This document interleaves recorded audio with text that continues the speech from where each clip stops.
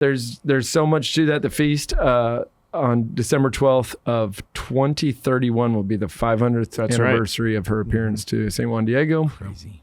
And the conclusion of all the implementation of the Dallas Synod, and probably the beginning of the annexation process of all the dioceses across America. We're coming for you, Joliet, Illinois. Yeah. Keep your head on a swivel, Lafayette. We're gonna threaten dioceses. Yeah, I know. What is this out here, Paul? Yeah. I think we should stop threatening other dioceses.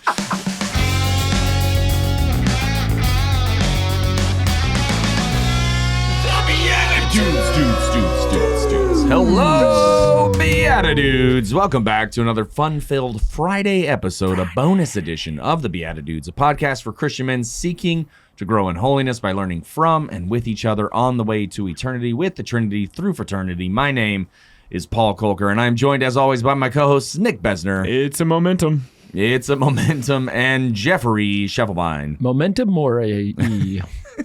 Solid Latin. We're back with Kelly Halaszyn, and we'll get to him in just a sec because we want to find out more about the man behind all of the fundraising, all of the development in Dallas, the Diocese of Dallas. If you didn't hear Monday's episode, go back, listen to that. He's doing some awesome stuff. Also, watch out, all you other dioceses. Yeah, I'm going to tease you with that. I'm not going to say why. Just watch out. Go back and watch Monday if you didn't catch that. But we want to find out more about what formed you, what made you the man that you are. But to kind of blaze the trail, Jeff's got a little bit of a story here about something. Yeah, I was holding on to this one because my wife, when I was driving her home from the Rangers game last night, made me laugh so hard that I was like, this has to be shared with the world. And I'm so sure that I should have asked her first. Wait, you didn't? That's a relative Forgiveness, question. permission, something about asking one Somewhere later, between. easier. We were talking about like times that you are actually wrong, but you've like doubled down so much that you like can't handle that you're that wrong. So you try to avoid these moments. And we're just both sharing stories. And she shared one that I was like, oh my gosh, how have I never heard this about my wife? We've been married since 2011. A while. Yes. Yeah, it's been some years. So she had someone that worked in their home who spoke Spanish to her all the time. And so she did learn a lot of Spanish from Myrna. And that helped her like know a bunch of words and have conversational Spanish. Yeah, it helped her live. In San Antonio. Yes. That's what I live. And she ends up in some sort of an argument, in grade school with someone who actually speaks Spanish all the time. And he's trying to tell her what the word for breakfast is in Spanish. And she's trying to say, no, that's not right. And the word that he says it is for breakfast is desayuno. And she adamantly, again and again, doubles and triples down that that's not what Myrna calls it. And that's not right. Because Myrna calls it breakfast.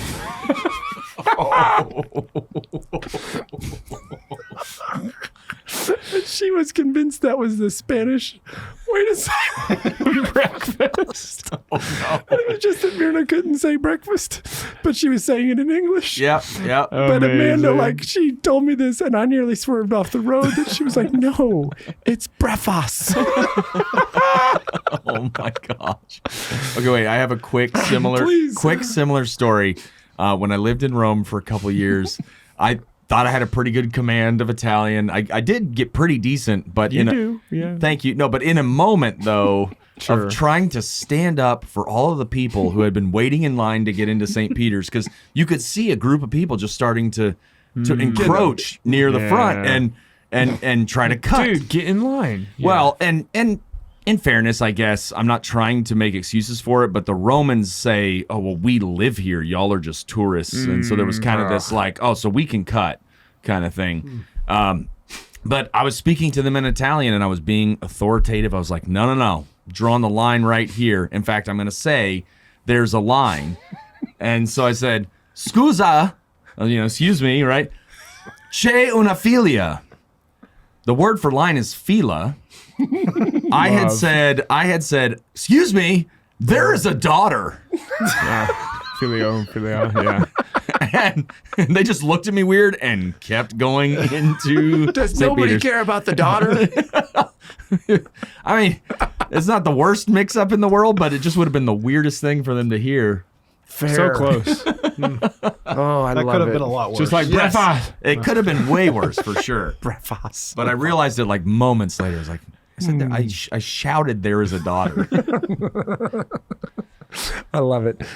Hey, so the reason we kind of reserved this for the Friday show, Kelly and I were at an event together, and we planned out coming together, doing BeatiDudes, and we've toyed with this for a long time, and the time was right. And I just said, he goes, anything I need to prepare? I said, yeah, we just kind of always hold on to something for the Friday show. And I said, is there something that's formed you, that's a big part of your life, that is, really kind of a marquee part of who makes you who? And he said, oh, yeah. And I mean, I'll just stop there and say that I think you had some pretty big things happen in the teenage years. And if we go back to the Monday show, there was some moving back and forth from Houston and Dallas, then back to Houston, then back to Dallas. And somewhere in there was some family stuff. So we're going to hand it over to our guest, Kelly Halaszyn. And we would love to hear about this. Nice and close to that microphone, because I think your story is one that we want to hear. Great. Well, thanks. And on Monday I kind of talked about the fact that I was born and raised in Houston. Fortunate to have incredible, loving parents, 3 older brothers. There's actually 9 years between me and my next brother, and 13 between me and the oldest. So oops. Yeah. So my oldest brother graduated from Straight Jesuit in Houston while I was graduating from kindergarten. That's the gap. Yeah. And he was off in college. My second brother was off in college. My dad was unemployed in 96, 97, and was searching, and that job search ended up leading him to an opportunity that we moved. And backtrack a little bit, he had been on and off with career changes and whatnot, but really was in the oil and gas field for his career, controller, accounting type guy. So this opportunity to move was a shock, I think, to all of us. And it's incredible talking to my mom now, this many years later, and how diabolically opposed she was to said move at the time. And then I can see that now, but I am forever grateful for the experience that took us from Houston to Caracas, Venezuela, because I didn't know the word breakfast or desayuno when in 1997 we moved from Houston to Caracas, Venezuela. I didn't know any Spanish. Yeah. And that's on me, because my mom is Chilean. God bless her. She tried to teach us Spanish, but we never listened to her. Sorry, Mom. So the Polish won out.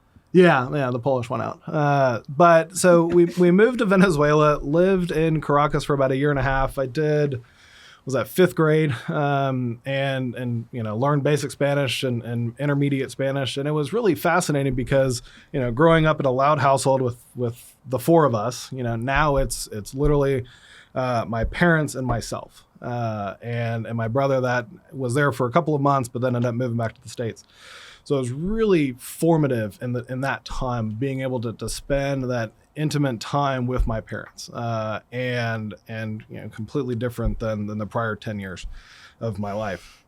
I remember because we were an expat, we ended up having the company residence and whatnot. So we were on a penthouse suite. And I remember every day, or at least every Friday, I'd have a cocktail made for my dad with a cigar so that he could unwind. And that was my ritual for him of, having that welcoming home. And he loved it, of course. So fast forward, he ended up losing his job because he had trained the locals so well that they're like, you cost us too much money, so we're gonna relocate you out of here. And my parents had been married for about 25 years at that point, and my dad and I sat down. I remember vividly, we were at this coffee shop at the bottom of the hill in Caracas, where we lived, and he said, honey, you've given me 25 years of your life to live everywhere that we've been. Iran, Abu Dhabi, United Arab Emirates. I mean, they lived all over. Yeah. Let's go to Chile. So we actually moved to Chile in 99, and it was an incredible experience. Cool. because I got to spend time with my grandparents. I got to hang out with my aunts and uncles, my cousins, and it was just incredible to have that experience. And I had to do sixth grade over again because I only had a semester of sixth grade in Venezuela, so I had to do it all over again. And I remember just that time, my dad really didn't speak any Spanish, but I had to learn it because we were in school and all of my classes were in Spanish. So I really had to learn and learn fast so that I could communicate and engage with the coursework. And get breakfast. And get breakfast and cena as well. But economy at the time was terrible. And unfortunately, Dad was not able to get work. So they kind of made that hard decision that you have to do.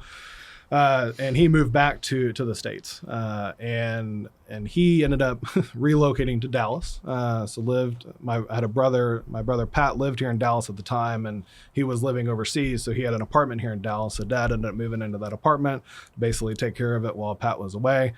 And so that was 2000. And that he found a job that made us have the opportunity to move back or move from Chile to Dallas, and did middle school. So started seventh grade at a Dallas ISD middle school.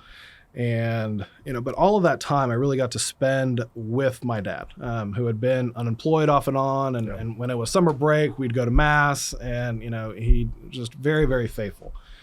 So he was in that job for about a year and a half. And 2001, the beginning of the year, my grandmother, his mom, passed away. His brother, my Uncle Jimmy, ended up having a heart attack, had a stroke and fell back and hit his head and basically had incredible brain damage where he had to relearn everything. And to this day continues to be in a rehab facility. Come to find out, he actually developed epilepsy. And I didn't know that until several years of having worked at the Epilepsy Foundation, that I actually did have a family connection to it. Yeah. So it's crazy how the Lord works. But it was 2001, so I was in eighth grade, and we were looking to potentially go back to Houston because my dad had sent my brothers to Strake Jesuit in Houston. He wanted me to go to Jesuit. He had gone to Houston for a job interview, and this was in November. He stopped by, got an application from the office there, brought it back, and this was shortly after Thanksgiving. So Mom had... we had our Thanksgiving feast, and then Mom never let anything go to waste. So, certainly the times were hard for them financially. And he ended up going into the room to go to bed because it had been a long day of travel. And Mom just heard this commotion and went in to check on him, and he wasn't doing well, was just pasty white. Ended up rushing to Baylor Hospital in Dallas, and they ran a bunch of tests and said he had had a heart attack, but would be fine.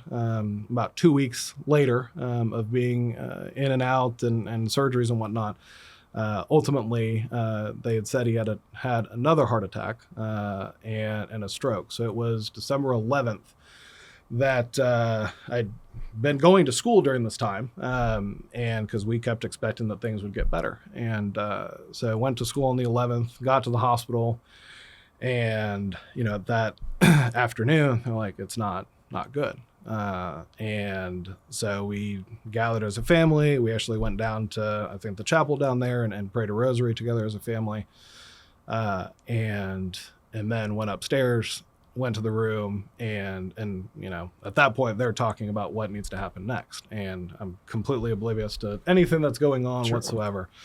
And ultimately that night, he ended up passing away at a little after midnight on December 12th.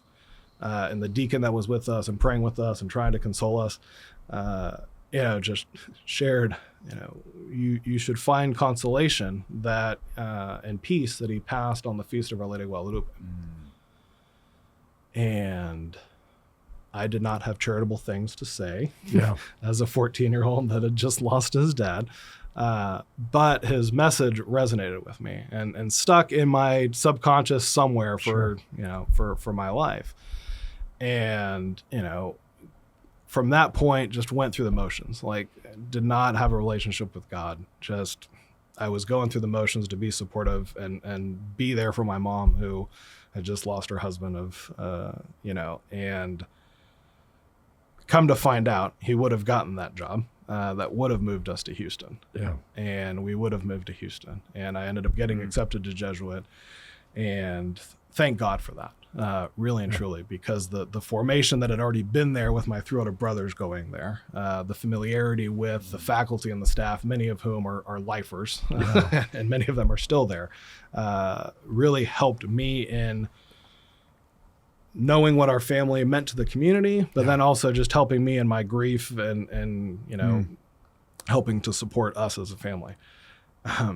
And freshman year just flew by because it was all new. Ended up going on a retreat, and the freshman retreat that Jesuit does, and it was a beautiful experience. And that, I think, started to heal me as a person, and invite me into a relationship with Christ. And our group leader was fantastic. And the theme was, what you are is God's gift to you, what you become is your gift to God. And that has always resonated with me this many years later, as far as like the return that I give is my gratitude to our Lord. And you think about Christian stewardship, and it aligns nicely.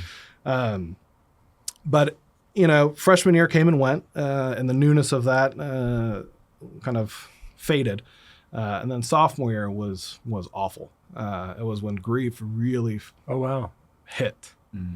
I think the adrenaline of just kind of put me on cruise control and suppressed it, and then it finally kind of caught up with me. But anyway, so we go through a couple months, and then I guess I turned 16 at some point, and the difficulty of my mom working and obviously needing to get to school. We're like, all right, we need to look for a car. So we go car shopping, my mom and my brother Pat and I, and we stop by a dealership and are looking. And, all this time of struggling during sophomore year, I'm like, give me something, God. Yeah. Give me something that I know that you're there, that Dad is with you, that, we can keep going on amid the challenges of this. And I guess, the old adage, seek and, knock and the door shall be open for you. I kept knocking loud enough that God said, all right, I freaking hear you. I'm going to respond with something. And so anyway, so we get this car, and I'm driving it, and I'm all on cloud nine that I have this new Toyota 4Runner. It was red. It was used, but a great car, spotless, in and out. And then I open up the ashtray as I'm sitting in, I think, a Target parking lot in Houston, because it didn't have a CD player. And I'm like, I need a CD player for this car if I'm going to be driving around. And I open up, trying to figure out where to plug everything in, and I open up the ashtray. And in this ashtray is something that I have carried in my wallet ever since said day, back in 2002, 2003.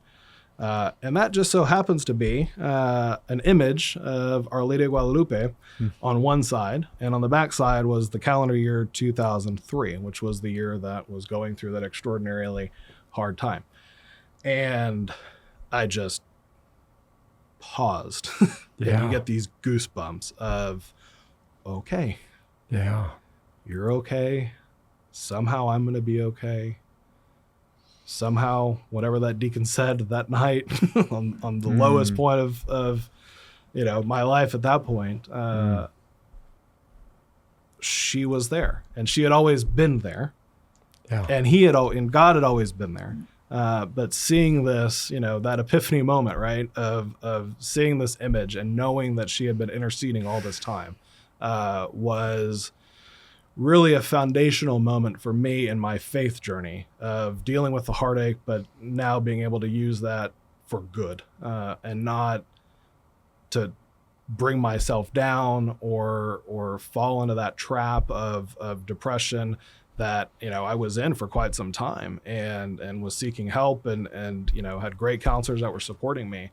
But that moment really just gave me the chance to reset. And it wasn't long before that one of my theology teachers had shared, the beautiful thing that we have with those that have died is the Eucharist. Every time you receive the Eucharist, the heavens are, you bridge the heaven and the earth, right? And I went to mass earlier today, thinking about sharing today, and I'm like, yeah, you're there. You're there. This many years later, that he's been gone. I mean, it's over 20 years now. And I think the beautiful thing about Our Lady is, my wife's devotion to Our Lady. Yeah. That has played such an important role in our marriage and our life and raising our kids. But then having joined the diocese in 2020, and then Bishop to talk about, the diocesan synod, that we're going to start that on the feast of Our Lady of Guadalupe. And he called for that December 12th of 2021. That's when it started at St. Anne's. Yep. And that was the 20th anniversary of my dad's passing. Wow. And I remember touching the stone From Tepeyac.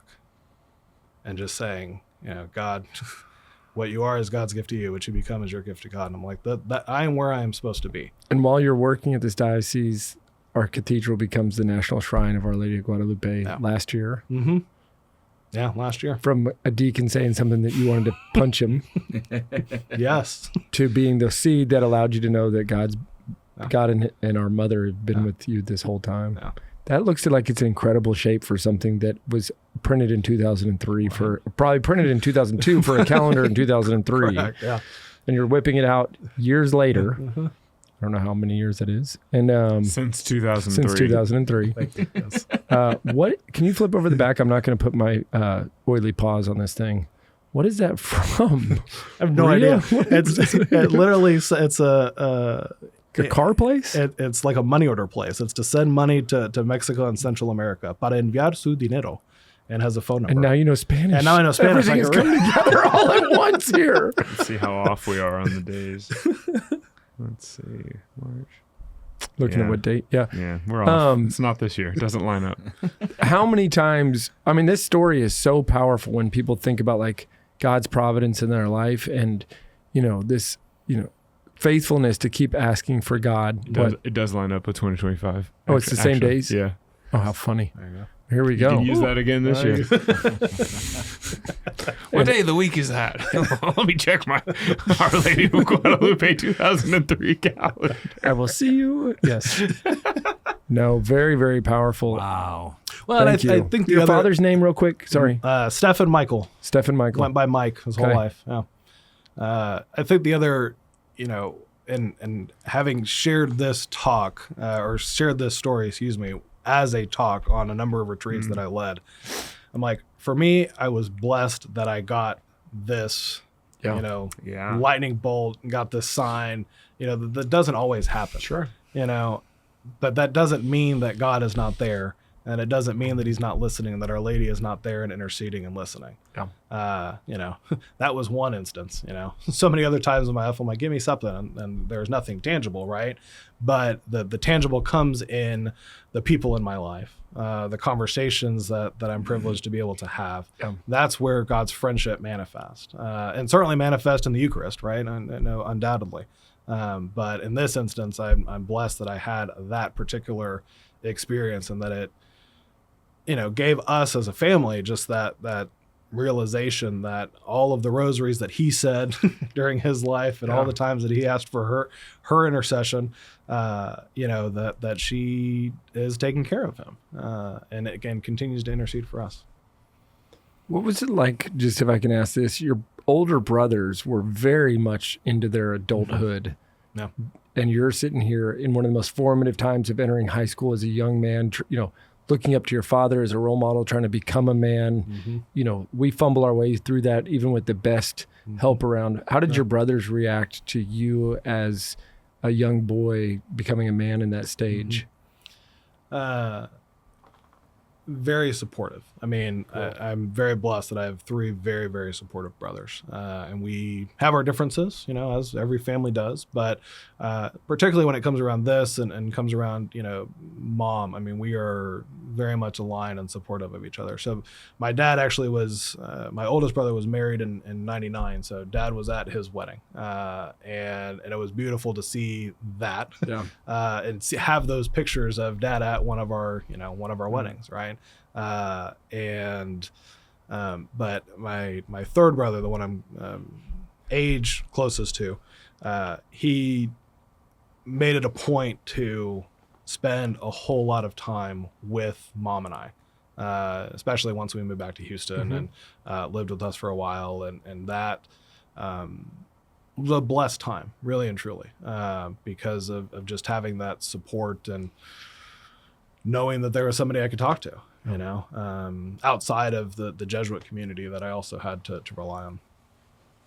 It's interesting to think that I know both of these dudes here. I know their dads, which I really want y'all's dads to meet. They're very similar to me. But none of the three of us have been through the loss of our father. Your father's loss happened in the order in which we're called to have, you know, a natural life of your parents preceding you into death. I mean, that's in its own way a blessing, I know, for him to not have to bury his kids.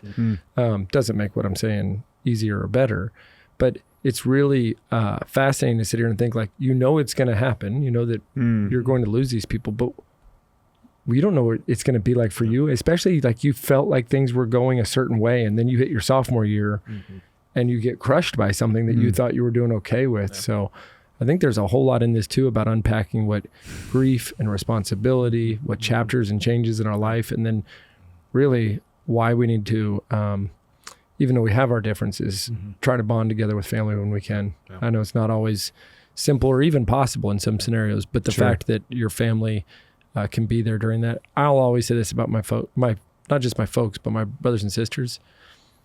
I don't do a whole lot with some of them, but man, every time there's tough moments, I know they're going to be there and I can count on them. So it's beautiful.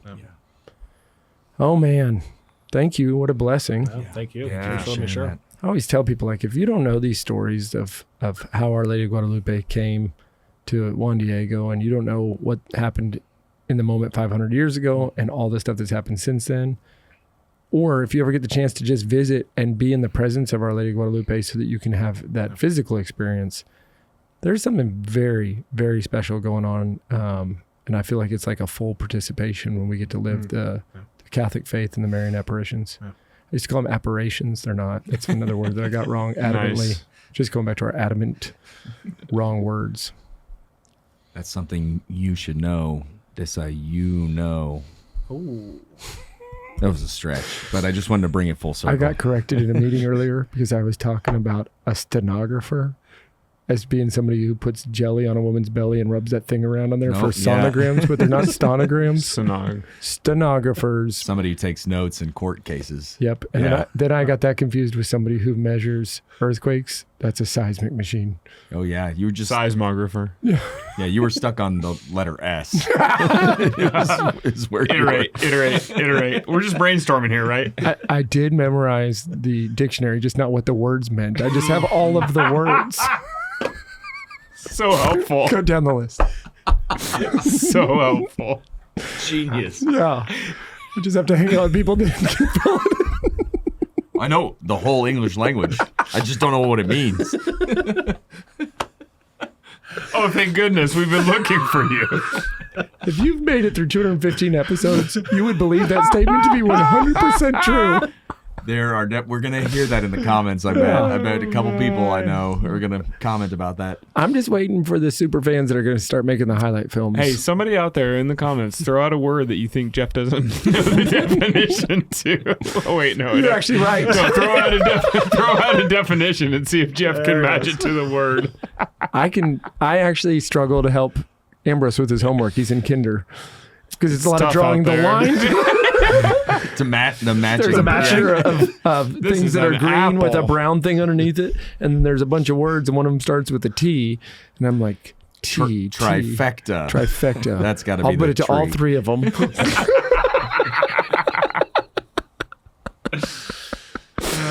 Oh, Kelly, that's awesome. This is called the silly sandwich. You give us a whole lot of spiritual in the middle, but we covered it in some silly bread. So I love it. Yum. I love it. Delicious. There's another one for you. Last night I had a beer at the ball game. This is so off the rails now all of a sudden. I go in, we ordered 2 beers, we sit down, we got good seats because there's nobody at this game last night. And I take a sip of the beer and I set it down and I go, and the man goes, you hate the beer. And I go, mm-hmm. She goes, yeah, for some number of years I've listened to you. When you do, you hate something. She actually said how many years, but you know, that was just a throwback. Since 2018. Yeah, since 2013 or something like that.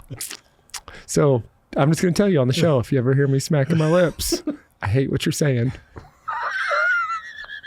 And you in the comments out there, tell us how you feel about hearing Jeff smacking his lips a quarter of an inch. That's actually what Paul hates more than anything. He's like, stop bringing food on the show. Pet peeve, smacking. Stop. Wow. I was keeping it together. Almost nobody still around. So if this makes a comment, we'll know you're a true fan. Yeah. Our Lady of Guadalupe, pray for us. Amen.